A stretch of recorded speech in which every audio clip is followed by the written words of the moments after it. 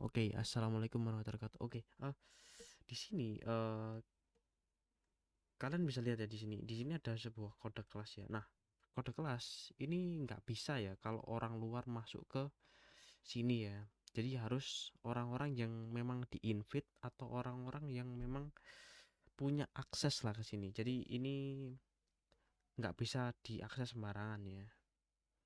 Jadi sebenarnya saya di sini akan menjelaskan apa sih sebenarnya. Nah di sini saya akan menjelaskan tentang ini, yaitu ini kan saya membahas, yaitu kalian sudah sampai mana introduction to the JavaScript. Kalau saya sudah sampai sini ya. Dan untuk pembahasannya mengenai pemrograman, saya males ya untuk ngebuat atau ngebahasnya karena nggak punya motivasi untuk pembelajaran dan membuat video. Jadi saya lakukan tanpa record ya. Sebenarnya di sini itu kan sudah ada banyak alat ya untuk ngetes seberapa paham kamu dari materi yang ada. Dan setiap materi ini setelahnya ada pertanyaan langsung. Ini saya ini saya pakai yang namanya Solo Learn, aplikasi Solo Learn ya. Jadi School dan Prograde ya.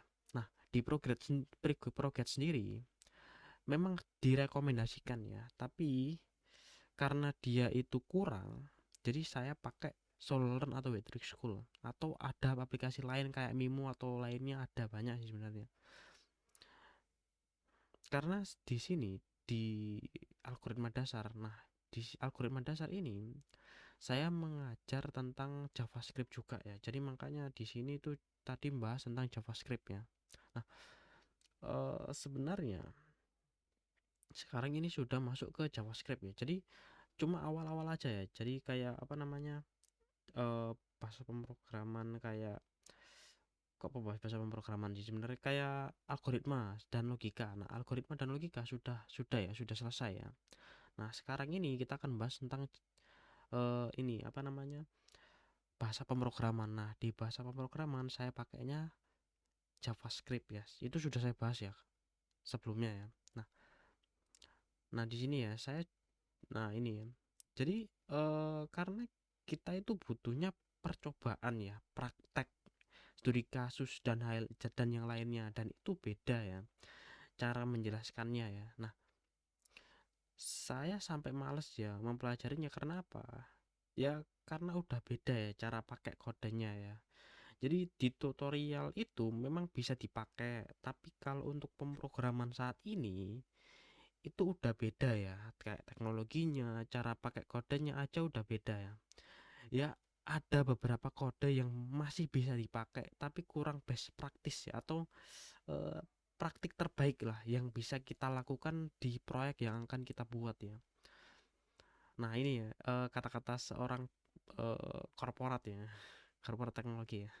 Nah, kamu itu bukan apa-apa ya, karena kamu itu konsumen yang ingin menjadi produsen ya. Nah, ya caranya gimana ya, buat sesuatu untuk mengikat orang, atau untuk dapat untuk datang ke apa yang kamu buat, contohnya apa gitu.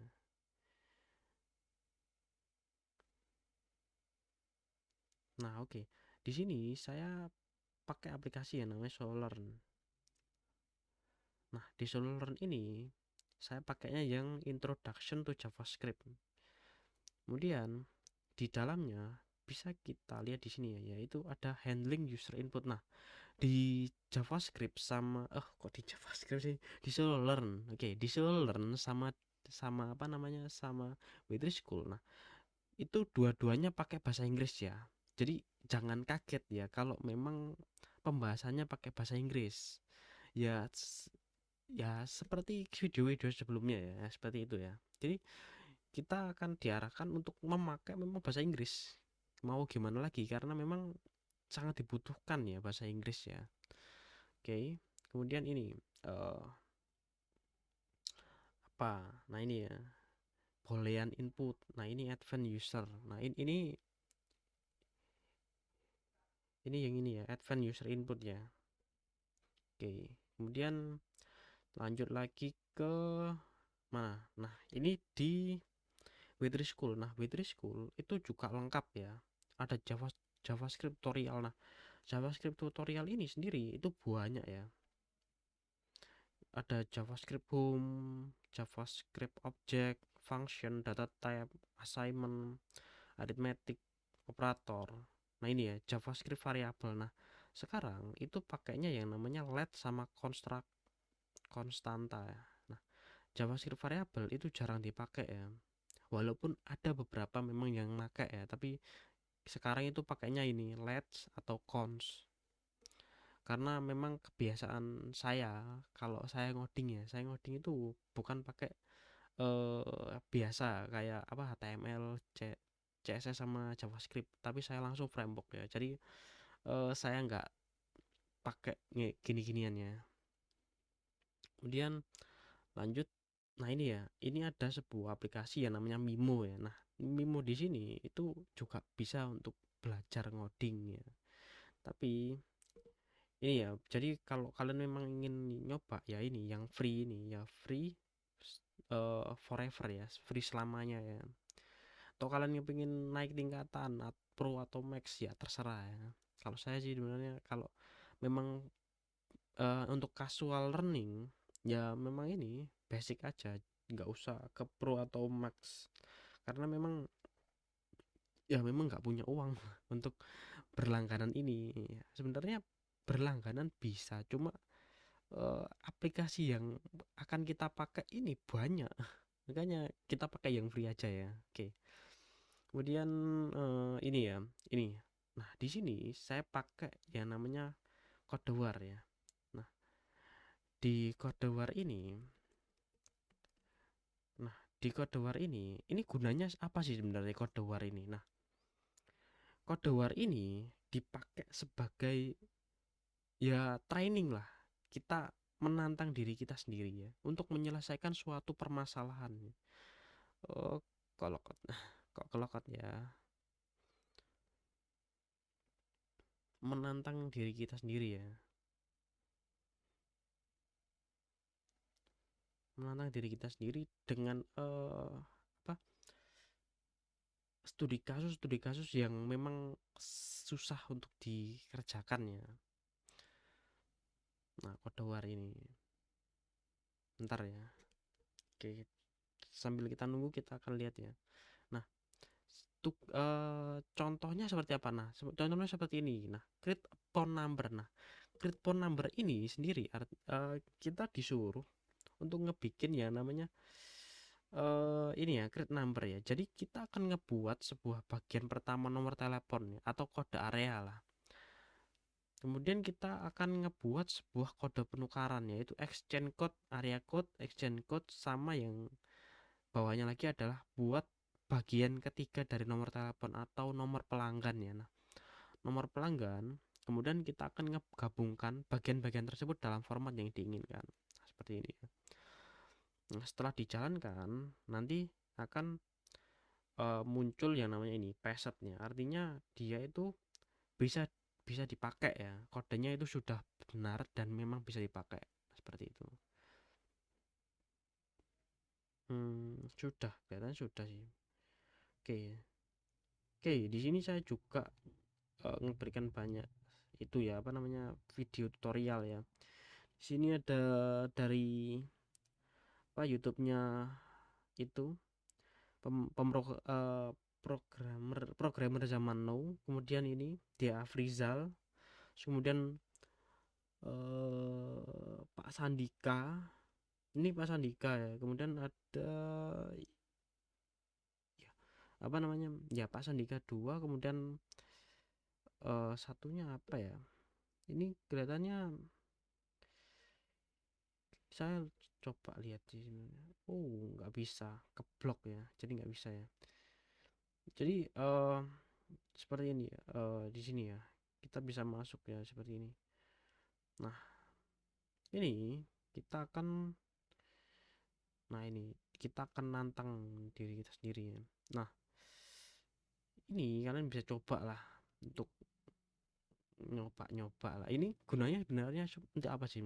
Untuk eh, kita untuk nambah kemampuan berpikir kita, kemampuan kita untuk menganalisa sebuah permasalahan. Nah, ini adalah alat yang saya pakai ya, atau alat yang memang saya gunakan untuk belajar ya. Walaupun saya juga jarang pakainya ya. Ini cuma kemarin aja sih sebenarnya.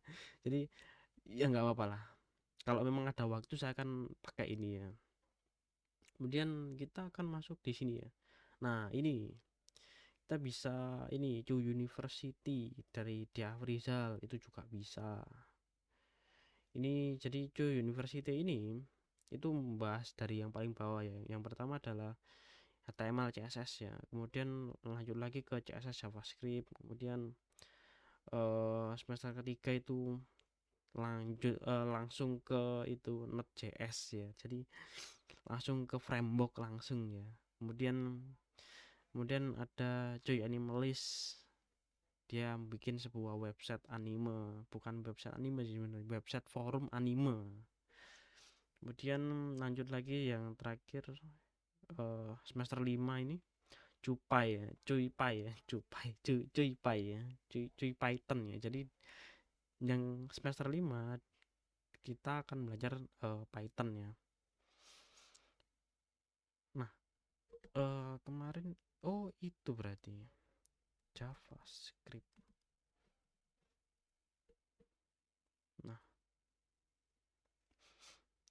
Nah, tutorial JavaScript. Nah, tutorial JavaScript ini ya. Jadi kalau di programmer zaman now itu ini ya. Jadi ada 8 jam untuk JavaScript dasar. Kemudian 2 2 jam sampai 3 jam ini JavaScript OOP ya. Kemudian apa ya? Nah, ini dasar pemrograman. Ini dari Pak Sandika ya, web programming Unpas. Ini Pak siapa? Pak Eko Kurniawan Kanedi. Kemudian ini JavaScript tutorial ini yang di Afrizal. Kemudian kita bisa belajar di ini lanjutannya OOP-nya ya, Object Oriented Programming-nya ya. Kalau di Pak Eko Kurniawan Kanedi ini jadi satu ya. Jadi tutorial JavaScript ya full ya dari dasar sampai OOP ya. Dan ada lanjutannya kok, banyak kok.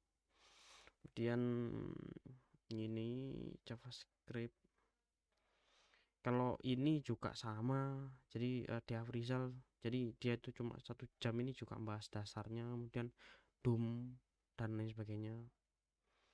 Doom ini masuknya ya itu apa, OOP ya. Kemudian siapa lagi ya? Nah, ini kalau memang kalian kepengen tahu sih sebenarnya JavaScript dalam 100 detik itu gimana. Nah, ini kalian bisa tahu lah di ini ya, ya bahasa Inggris. Jadi siapa sih sebenarnya pembuat JavaScript itu? Kemudian non blocking event loop, browser, dan apa ya, cons cons cannot be resized first class function. Oke, kemudian ada banyak sih sebenarnya, banyak kok yang bahas JavaScript itu di YouTube. Saya juga belajar dari sini kok, nggak jauh-jauh kok ya. Kemudian kalau memang kalian nggak mau di situ, kalian bisa JavaScript Foundation.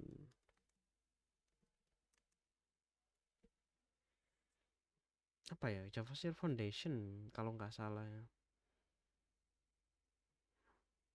Nah, ini ya JavaScript Foundation ya, organisasi yang didirikan pada tahun 2019 ya. Ini jadi gabungin JavaScript Foundation sama Node.js ya. Jadi Node.js itu juga masuk ke bagian OpenJS ya. Nah, di sini juga kalian bisa belajar lah. Ya, kalian harus punya kemampuan bahasa Inggris. Kalau memang kalian nggak punya ya, kalian bisa translate lah, translate page lah ke apa itu Indonesia kan. Di sini nggak ada. Kalau di Chrome ada. JavaScript itu ada apa aja? Ini ya, Node.js, jQuery, Electron, Webpack, Appium. Nah, Node.js ini frameworknya ya. jQuery ini dulu banyak ya. Electron juga ini framework ya. Jadi Node.js di bawahnya lagi ada Electron. Nah, jQuery ini itu gabung dengan JavaScript ya. Jadi jQuery itu seperti apa sih? jQuery itu kayak dolar apa itu? jQuery. Jadi dia itu untuk query data ya. Nah, jQuery ini apa sih sebenarnya? Jadi sebuah pustaka yang dipakai JavaScript lintas platform ya untuk menyederhanakan client side scripting ya. Sebenarnya seperti apa sih sebenarnya?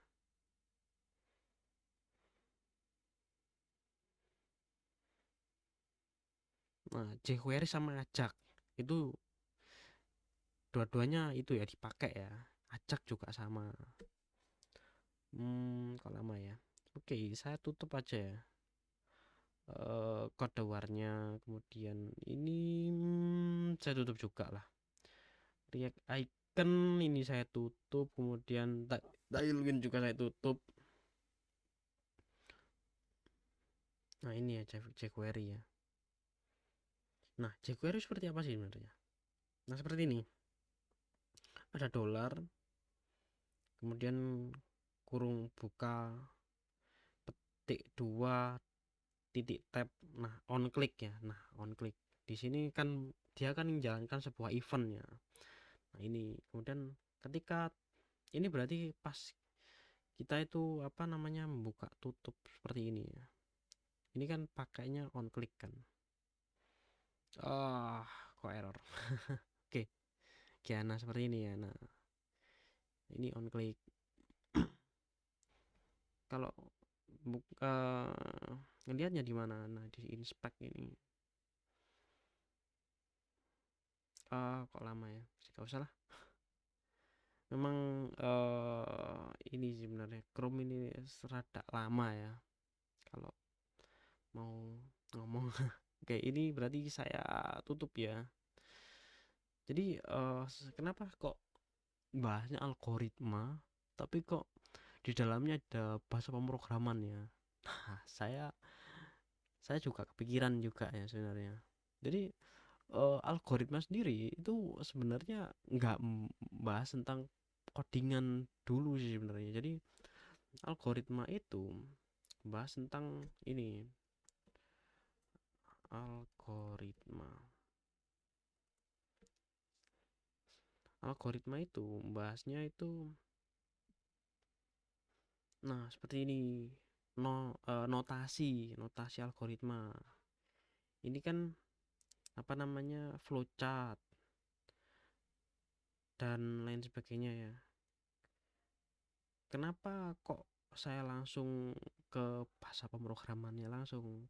Karena sebenarnya algoritma sendiri itu dipakai sebagai sebuah landasan ya, landasan untuk kita eh, masuk ke dunia coding yang lebih apa namanya lebih apa? Jadi sebenarnya algoritma sendiri itu sebagai gerbang ya untuk kita masuk atau sebuah pintu yang harus kita masuki dulu. Setelah kita paham itu, kita bisa langsung masuk ke pemrogramannya.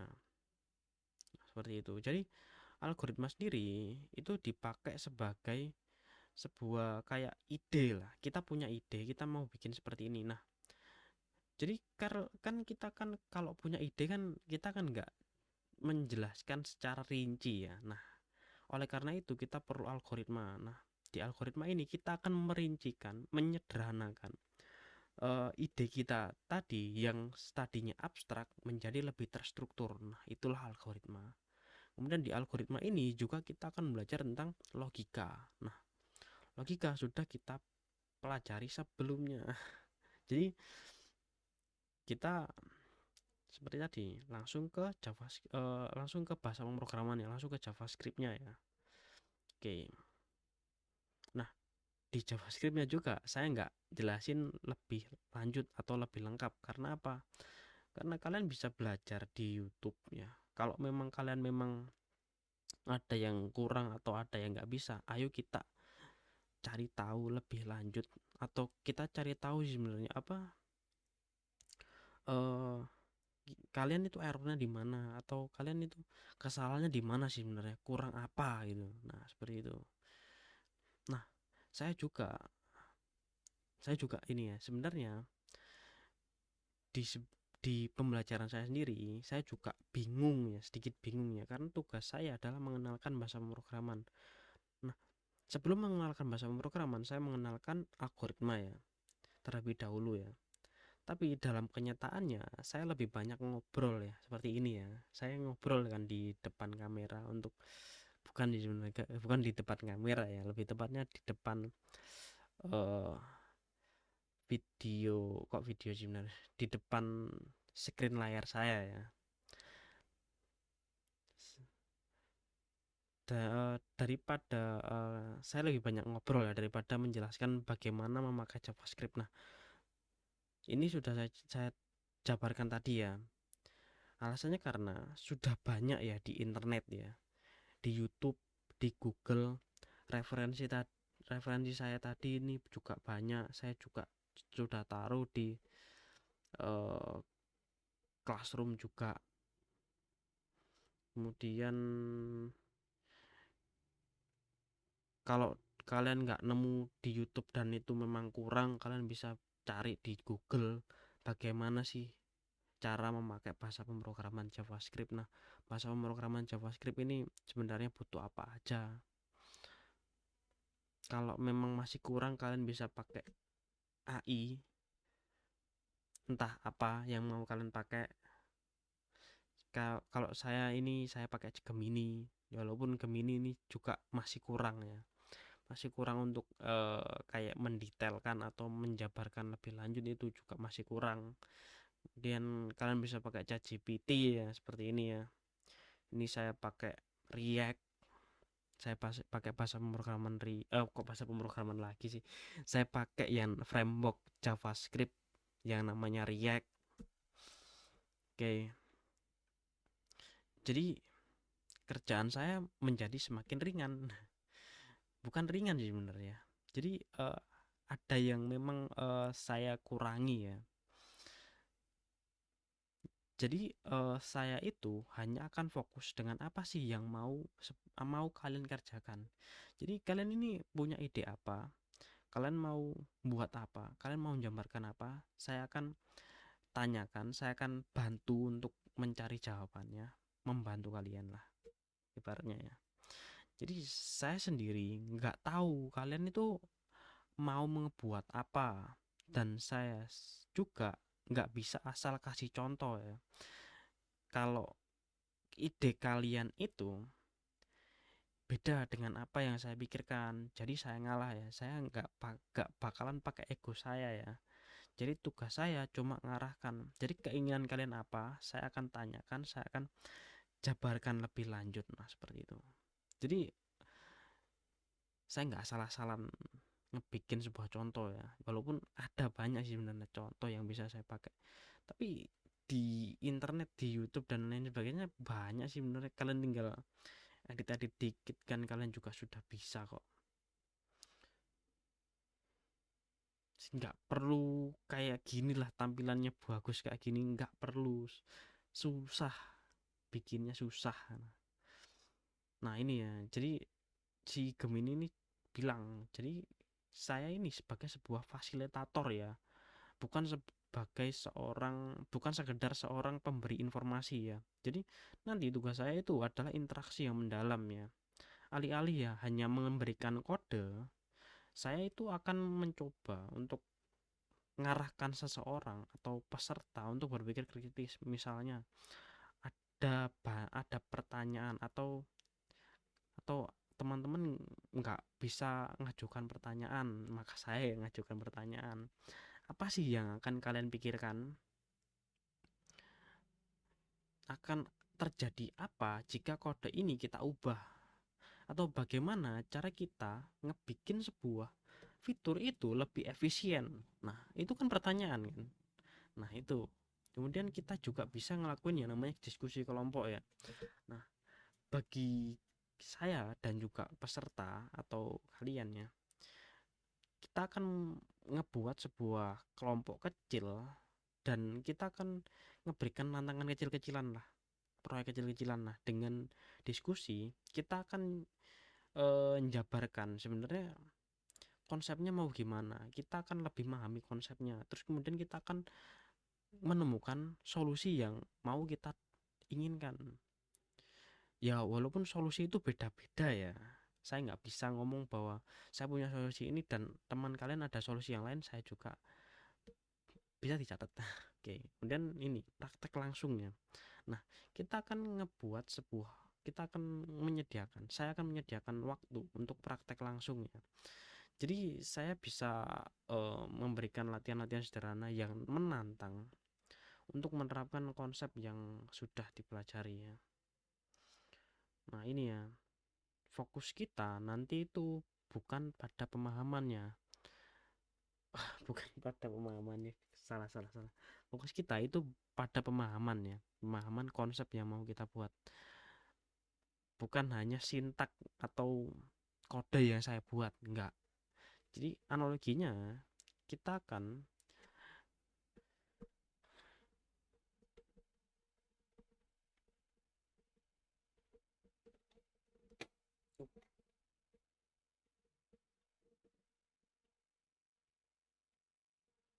nah analoginya gimana? Kita akan menjelaskan konsep pemrograman yang abstrak ya. Misalnya kita akan bandingkan variabel yang berbentuk kotak itu berisi nilai tertentu. Kemudian kita akan ngebuat sebuah visualisasi ya. Kita akan memakai yang namanya diagram alir atau visualisasi yang lainnya untuk memperjelas logika dalam sebuah program. Mungkin maksudnya itu analogi ya. Jadi variabel. Nah,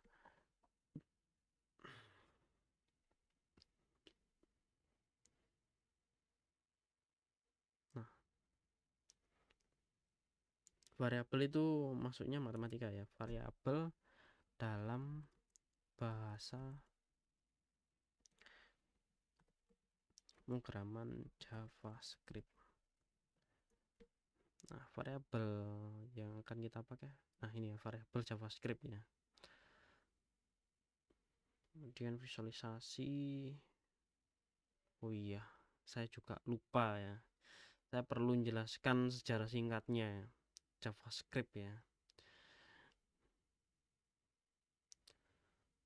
Oke, kok lama ya? Loh,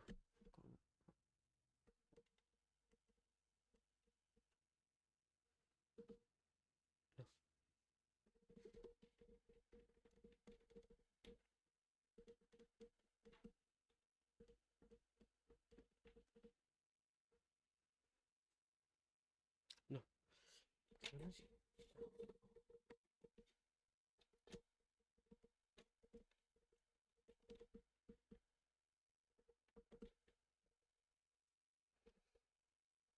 Nah, variabel ya. Jadi variabel itu seperti apa sih sebenarnya? Nah, variabel itu seperti let apa, namanya apa, kemudian sama dengan nilainya apa, titik titik koma, seperti itu. Kalau saya jelaskan seperti ini kurang masuk ya. Jadi kita bisa lihatlah di sini. Nah, ini ya, kita punya variabel atau kita pakai let umur. Variabel nama. Nah, variabel nama ini siapa? Budi. Kemudian let umur. Nah, umur si Budi itu berapa? 24. Kemudian konstrak. Nah, ini adalah nilai yang nggak bisa diubah ya.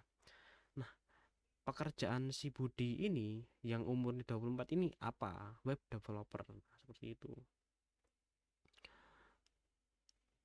Bisa variabel juga bisa berisi ini.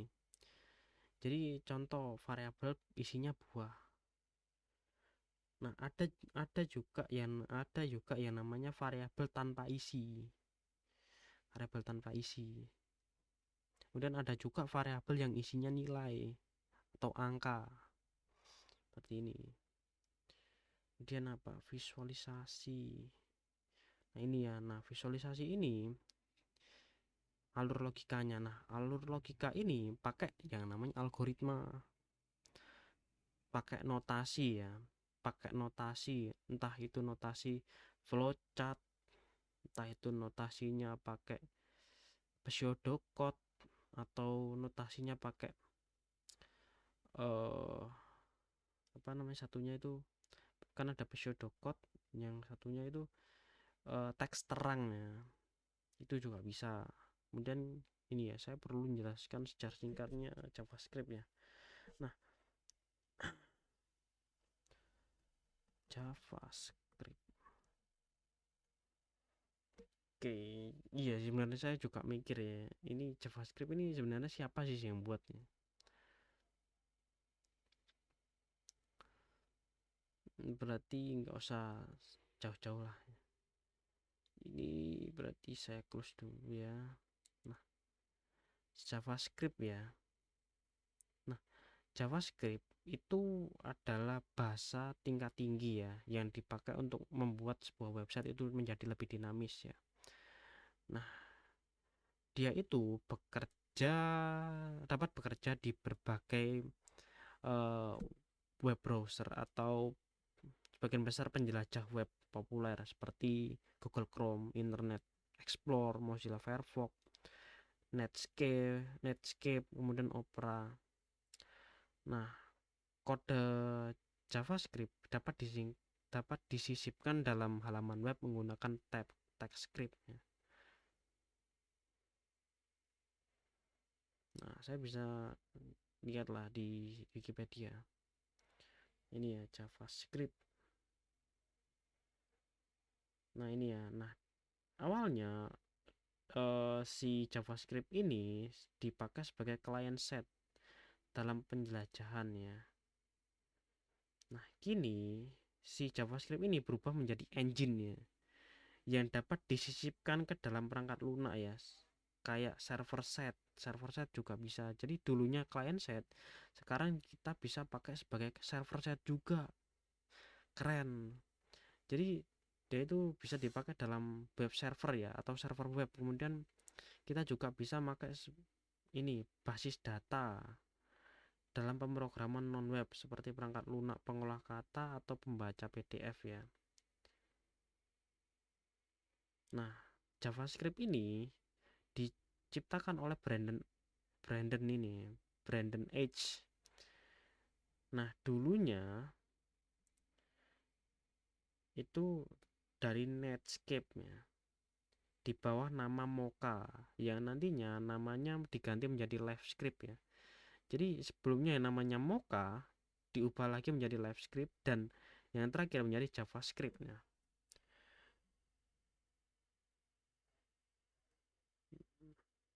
Nah dia itu juga mendukung Java untuk lebih bisa dimanfaatkan pada pemrograman yang non Java. Makanya dikembangkanlah bahasa pemrograman LiveScript ya, untuk mengakomodasi hal tersebut. Nah JavaScript itu bisa digunakan untuk banyak tujuan ya, misalnya untuk membuat sebuah rollover baik di gambar maupun di teks.